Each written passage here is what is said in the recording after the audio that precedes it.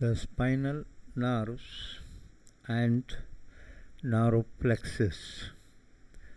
The spinal nerves are 31 pairs.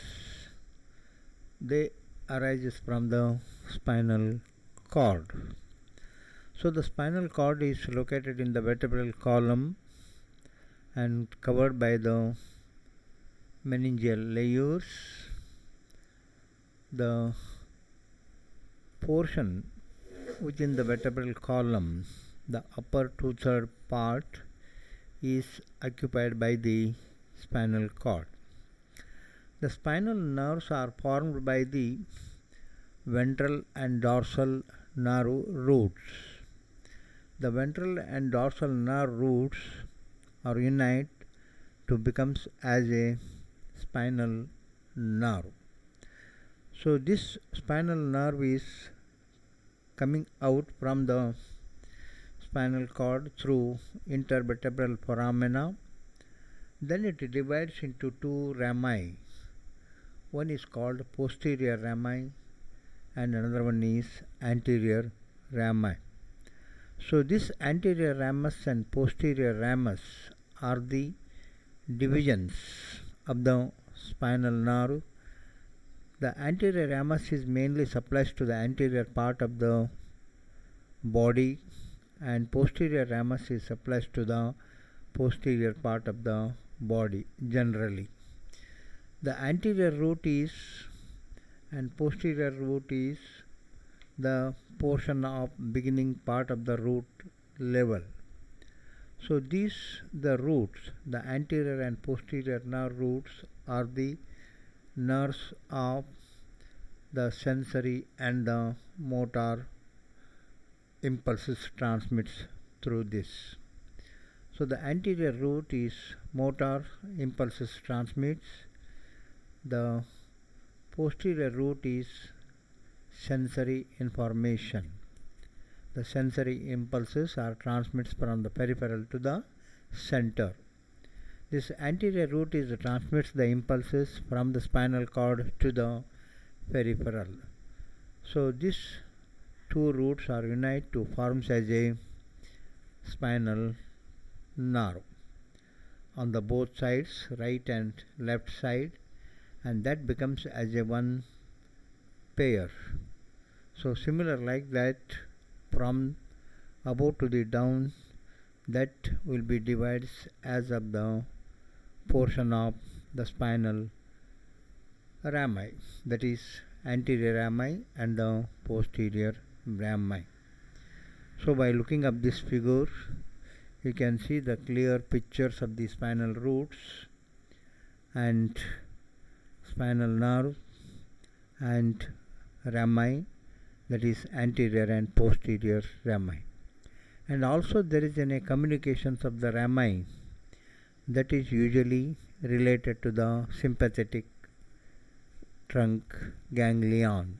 That is also will be a communications of rami, and that forms sympathetic trunk ganglion in a certain level. So now we can see of this figure. So it makes a very clear of the ventral root and dorsal root.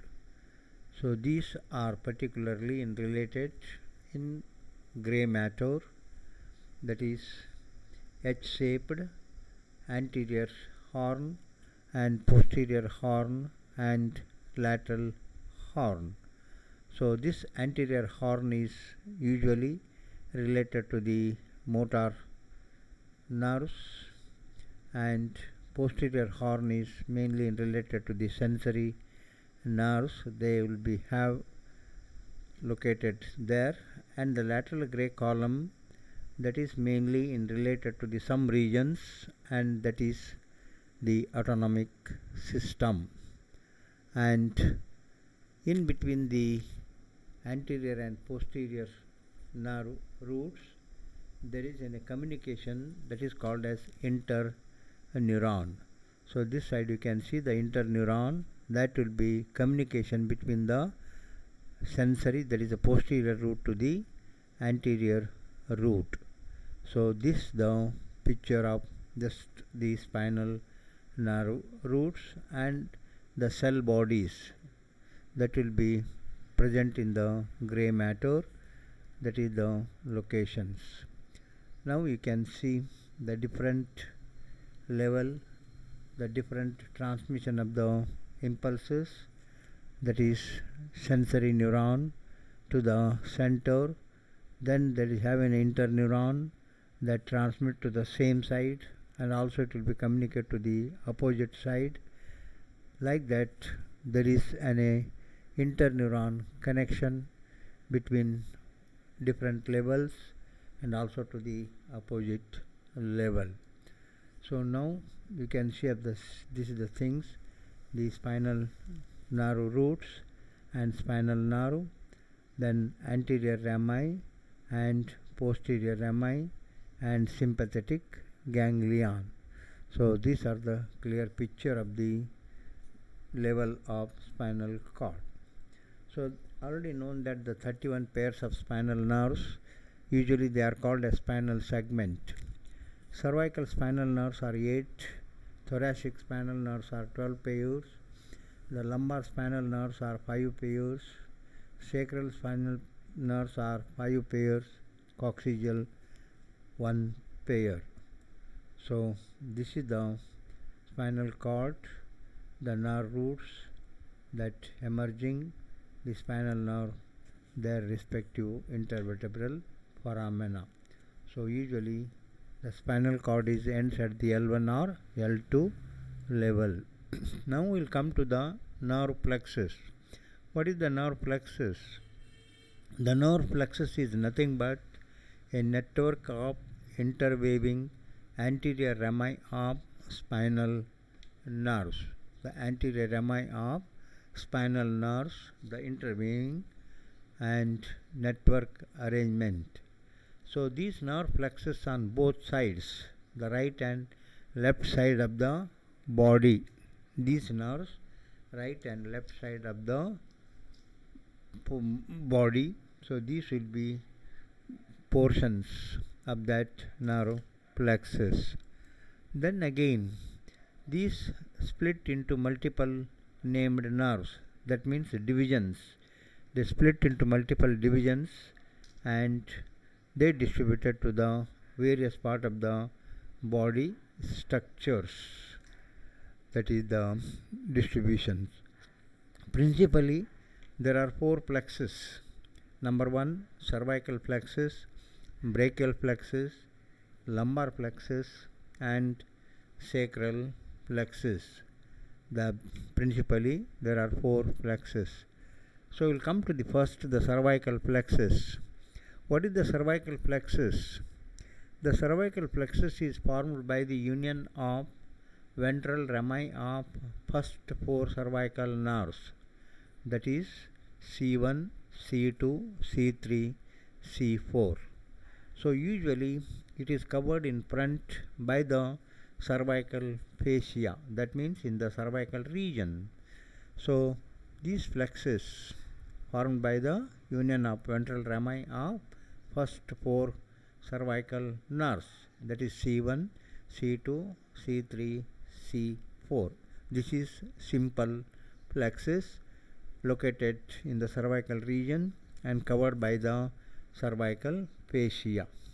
So the important branches from this plexus, that is cutaneous branches, they supplies to the skin of the head region, neck region and thoracic regions are known as cutaneous branches. Then muscular branches, the sum of the muscles of the neck are that will be innervated by these branches are called as muscular branches. Then one important branch, that is phrenic nerve. So it is the only motor nerve that supplies to the diaphragm muscle. So usually this phrenic nerve is formed by ventral rami of C3, C4 and C5 units. So this is the simple branches from the cervical plexus. It is not much more complications. So the brachial plexus is one of the important and most complicated the network arrangement of the nerves. So here the brachial plexus, that is union by C5, C6, C7, C8 and T1 ventral rami of C5, C6, C7, C8 and T1. So these ventral rami of 5 to T1, they unites, forms in a different stages. So what will happen? C5, C6 unite and forms as a upper trunk. Then C7 remains as a separate and that forms as a middle trunk. Then the C8 and T1, these ventral rami of C8 T1 unite to form as a lower trunk, that is trunk level, upper trunk, middle trunk, lower trunk. Upper trunk is formed by the union of ventral rami of C5, C6, middle trunk formed by ventral rami of C7, then lower trunk that formed by C8 and T1 ventral rami. That means the root level, that is usually called as root level. So this root level, the trunk level. Then the trunk is divided into divisions, that is ventral division and posterior divisions. That means the trunk divides into division level, that is anterior division and the posterior division. So the anterior division, that is how? So the anterior division of upper trunk and anterior division of middle trunk, they unite to form as a lateral cord. So the anterior division of upper trunk and middle trunk, they unite to form as a lateral cord. Then the anterior division of lower trunk, that forms as a medial cord. Then the posterior divisions of all the three trunks, upper trunk, middle trunk, lower trunk, posterior division unite, forms as a posterior cord. So this cord level. Then the branches from this cord, the branches, the important branches which will be gives, that is usually musculocutaneous nerve, median nerve, radial and axillary nerve and ulnar nerve, that is the main branches.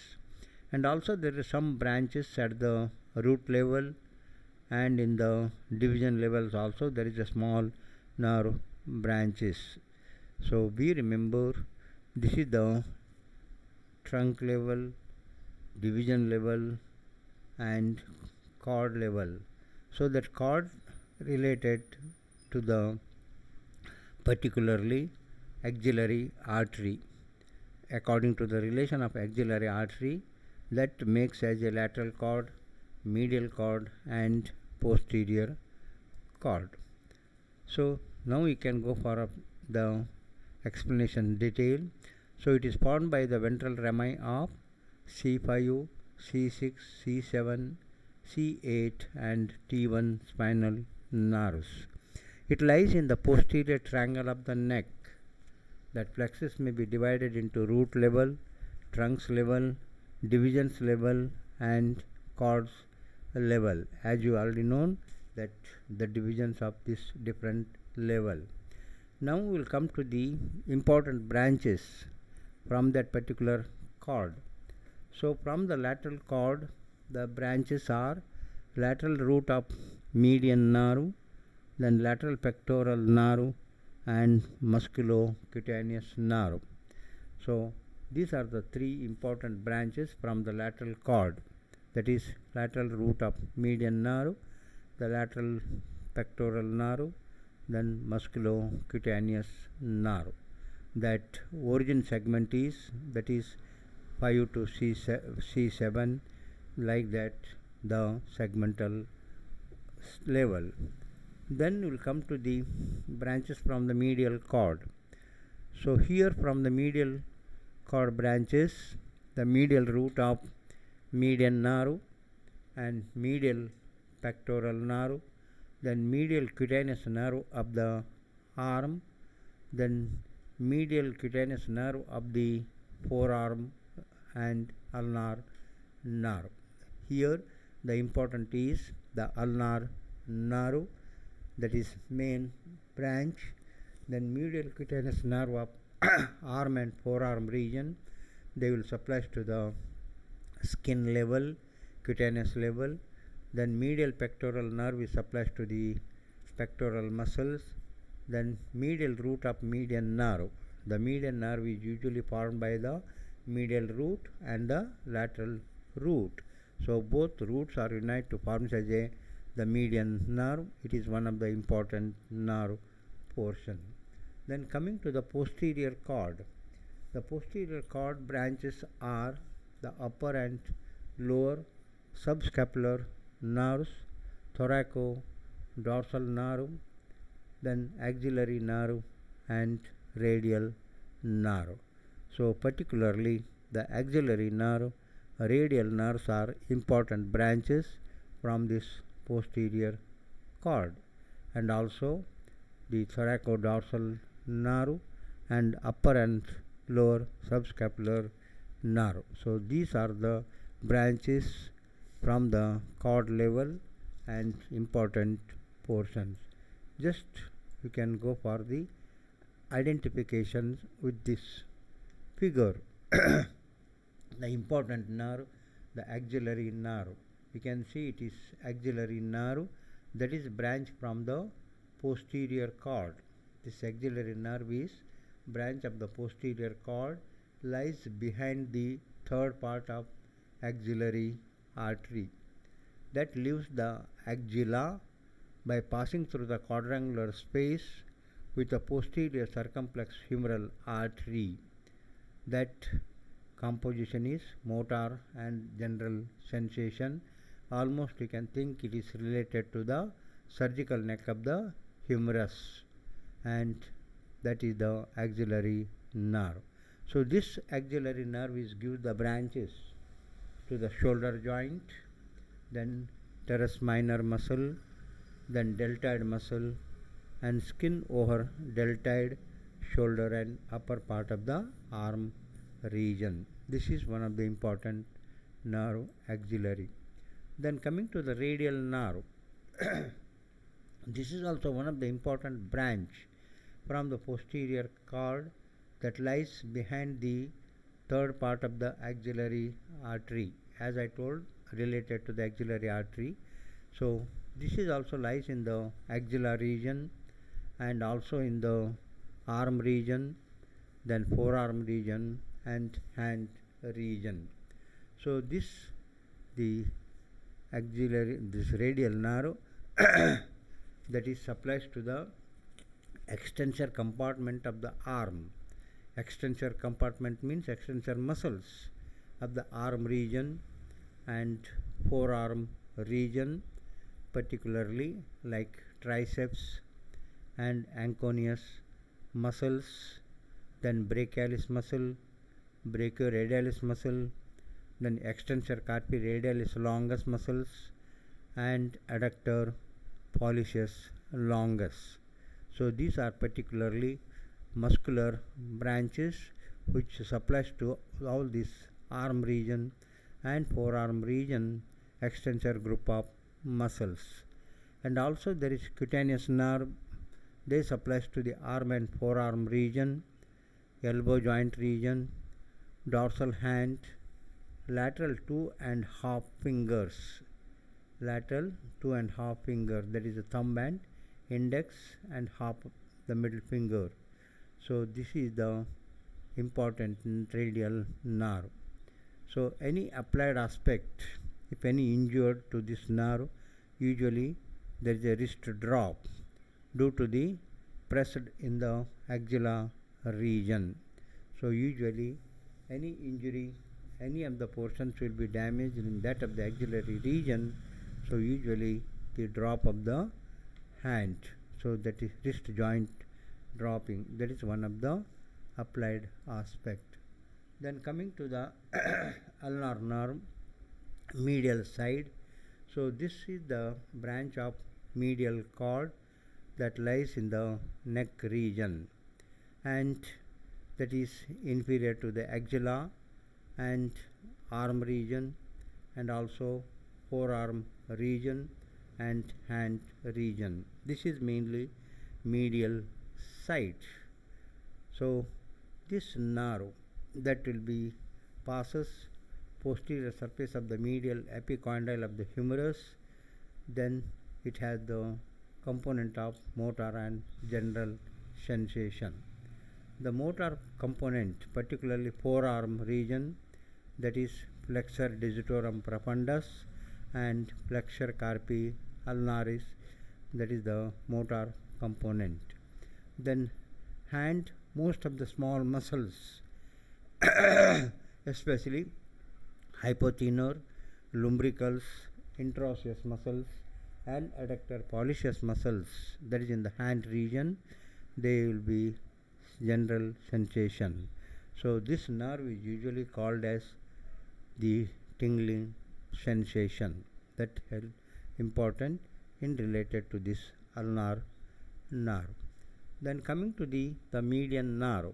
See, the median nerve is one of the important nerve to the upper limb. So this nerve is formed by the medial and lateral anterior division of upper and lower trunk. So this nerve is formed by the medial and lateral anterior division of upper and lower trunk. So this is lies in the neck region and in the humerus, axilla, arm region, forearm region and hand and lateral regions. So usually this nerve is supplies and give the branches, that is in the neck region and also in the humerus, that is axilla, arm region, forearm region and hand, especially in the palmar aspect, lateral regions. So motor and general sensations. The motor component is forearm muscles and thinner muscles in the hand regions, that is lumbricals first and second. The sensory component, the skin, medial part, palmar aspect and lateral 3.5 fingers and palmar aspect, joints of the hand, that is the sensory component. So that is the important point of in this median nerve. So B, make it concentrations of this the brachial plexus. It is one of the important and most complicated network of the arrangement of this the brachial plexus. So I hope we are clear about this the portion of brachial plexus.